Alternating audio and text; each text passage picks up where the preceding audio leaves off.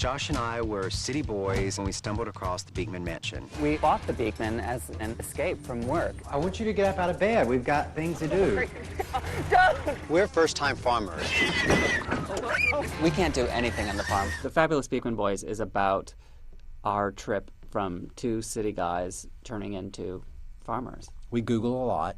We Google everything we learned about farming. We learned from either Farmer John or Google. Google is our friend. Farmer John to the rescue. It was a farm, but there was no animals.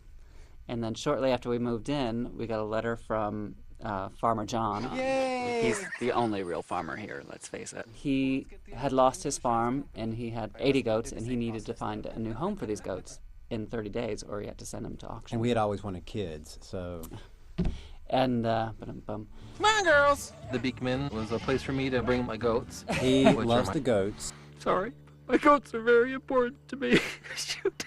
For us, it's great because the quality of the goat milk that the goats produce is amazing. It's the foundation for our entire company.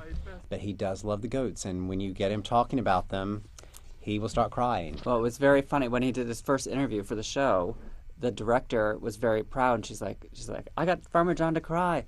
And then every interview after that, whenever you bring up goats, he cries. So. Okay, John, you're going to have to run defense, okay? Because if they start trying to get out, you're going to have to block.